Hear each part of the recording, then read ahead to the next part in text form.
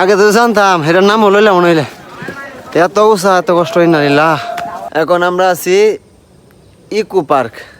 আগে যদি জানতাম তাহলে বাড়ির সামনে মাটি কেটে পাহাড় বানাতাম নিজেই। আমরা এখন আছি সমুদ্রের পারে। এই যে আমার পিছনে সমুদ্র।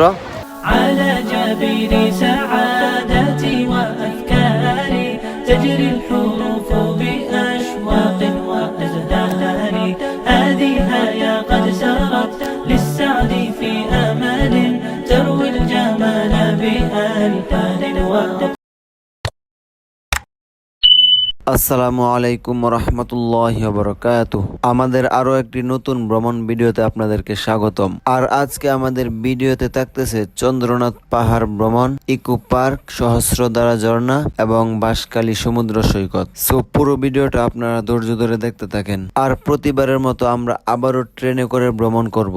আর আজকে আমার সাথে ভ্রমণ সঙ্গী হিসাবে বন্ধু আনোয়ার সহ আরো 3 জন, মোট আমরা 5 জন বের হয়েছি। আর আমাদের যাত্রা শুরু হয় কিশোরগঞ্জ ভৈরব স্টেশন থেকে। আর আমরা ট্রেনে করে সরাসরি সীতাকুণ্ড চলে যাব। আর আরেকটা কথা না বললেই নয়, ট্রেনের ভিতরে সিট এবং পর্যাপ্ত পরিমাণ জায়গা না থাকার কারণে আমাদেরকে বাধ্য হয়ে ট্রেনের ছাদে উঠতে হয়েছে। আর অবাক করা বিষয় হলো, ট্রেনের ভিতরে যেই পরিমাণের লোকজন, ট্রেনের ছাদেও একই পরিমাণের লোকজন। ট্রেনের পুরো ছাদটা একেবারে লোকজনে ভরা ছিল। আর ট্রেনের ছাদে উঠে ভ্রমণ করার মজাই অন্যরকম। যারা ট্রেনের ছাদে উঠে ভ্রমণ করেছেন একমাত্র তারাই বলতে পারবেন যে কতটা আনন্দ লাগে ট্রেনের ছাদে উঠে ভ্রমণ করলে। প্রকৃতির অপরূপ সৌন্দর্য দৃশ্য উপভোগ করা যায়। তবে ট্রেনের ছাদে উঠে ভ্রমণ করা যেমন আনন্দদায়ক তেমন রিস্কও আছে, কারণ ট্রেনের ছাদ একেবারেই সমান, ধরে বসার মতো কোনো ব্যবস্থা নেই। আর দুর্ঘটনা কখন কিভাবে আসে আমরা কেউ বলতে পারবো না। তাই ট্রেনের ছাদে উঠে ভ্রমণ না করাটাই ভালো। আর দেখতে দেখতে অবশেষে আমাদের ট্রেন সীতাকুণ্ড স্টেশনে এসে পড়েছে। আর এখন বাজে সকাল 7:30। এখন আমরা একটি হোটেলে যাব। হোটেলে গিয়ে ফ্রেশ হয়ে সকালের নাস্তা করব। তো এই যে দেখতেছেন আমরা একটি হোটেলে ঢুকে এখন আমরা সবাই নাস্তা করতেছি। আর নাস্তা করার পর কিছুক্ষণ বিশ্রাম নিয়ে তারপর আমরা আমাদের মূল গন্তব্যের দিকে রওনা দিব। আমরা হোটেল থেকে নাস্তা শেষ করে এখন আমরা একটা সিএনজি ভাড়া করেছি। আর এখন আমরা সরাসরি চলে যাব চন্দ্রনাথ পাহাড়ে।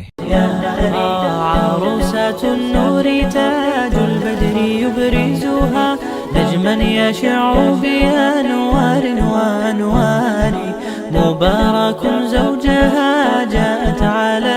তো কিছু রাস্তা সিএনজি দিয়ে আসার পর এখন আমরা এসে নামলাম চন্দ্রনাথ পাহাড়ের কাছে। এখান থেকে হেঁটে হেঁটে চন্দ্রনাথ পাহাড়ে উঠতে হবে। আর সিএনজি থেকে নামার পর দেখতে পেলাম রাস্তার এক পাশে প্রচুর পরিমাণের লাঠির দোকান। আর পাহাড়ে উঠতে হলে লাঠিটা খুবই প্রয়োজন। লাঠি দিয়ে বর দিয়ে পাহাড়ে উঠলে অনেক সহজ হয়, কষ্টটা কম হয়। আর বন্ধু আনোয়ার লাঠিওয়ালার সাথে দামাদামি করে লাঠি কিনতেছে। আমাদের লাঠি কিনা শেষ। এখন আমরা পাহাড়ের উপরের দিকে ওঠা শুরু করব। আর এটা হলো পাহাড়ের উপরে ওঠার রাস্তা।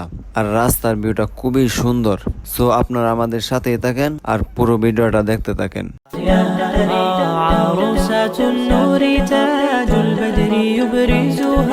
نجما يشع بأنوار وأنوار مبارك زوجها جاءت على درر زوج النقاء بتتويج وإبهار كل القلوب تناهت في السنة فرحا بالحسن يبرق في حسن وإصرار كل أنا نامي بقى نامي إنا لله এত সাধারণ লাগে আইতাম জীবনে। হায় হায় ভগবানের ডাক দিয়ে হ্যাঁ ভগবান নিজে তো বিপদ আছে, অত উপরে মন্দির বানায় ভগবান আছে না, ভগবানে উঠতে আর নাম ধরতেছে না। ভগবান নিজে বিপদ আছে, উঠতে আর নাম ধরতেছে না। তো অনেকক্ষণ যাবৎ পাহাড়ের উপরের দিকে উঠতেছি আর শরীর একেবারেই ক্লান্ত হয়ে গেছে। আর চন্দ্রনাথ পাহাড়ের উচ্চতা হলো প্রায় 1200 ফুট। আর এত পরিমাণের কষ্ট হইতেছিল, আগে জানলে এই পাহাড়ের উপরে ওঠার নামও নিতাম না। আগে তো জানতাম এটার নাম হলো মনে হইলে এত উষা এত কষ্ট হয় না লীলা। হাই কাই কাই শৈল কোনো জোর নাই, মনে জোর আইছি, এত দূরাতে আইছি, না দেখলে তো আর হয় না।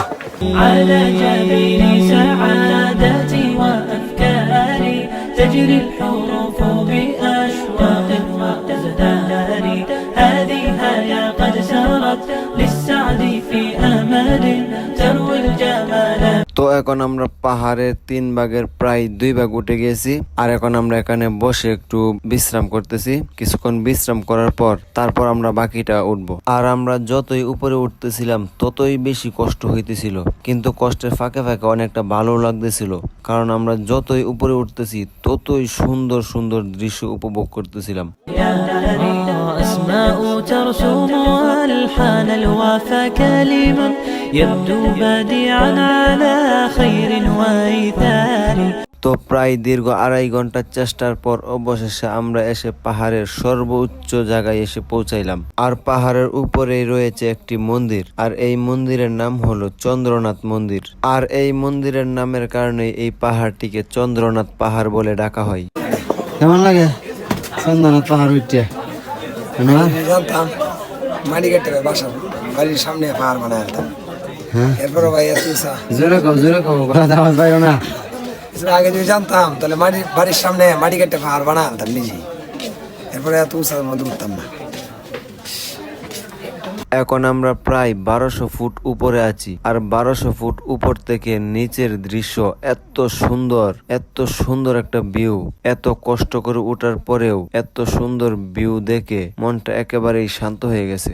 ومريم ترتوي بالحب قد بعثت ألفاظها فرحة تروى بأمطار.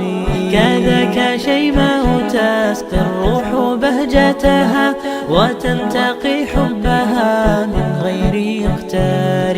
كذاك شيماء তো ভিডিওটা বেশ বড় হয়ে যাওয়ার কারণে সম্পূর্ণ ভিডিও আমরা একসাথে দিতে পারি নাই। আমাদের পরের পার্টগুলো দেখতে অবশ্যই আমাদের চ্যানেলটিকে সাবস্ক্রাইব করে দিবেন, আর ফেসবুক পেজ থেকে দেখলে অবশ্যই একটা ফলো করে দিবেন। তো ভিডিওটা আজকের মতো এ পর্যন্তই শেষ করছি। সবাই সুস্থ থাকবেন, ভালো থাকবেন, আল্লাহ হাফেজ। وتنتقي حبها من غير اختار.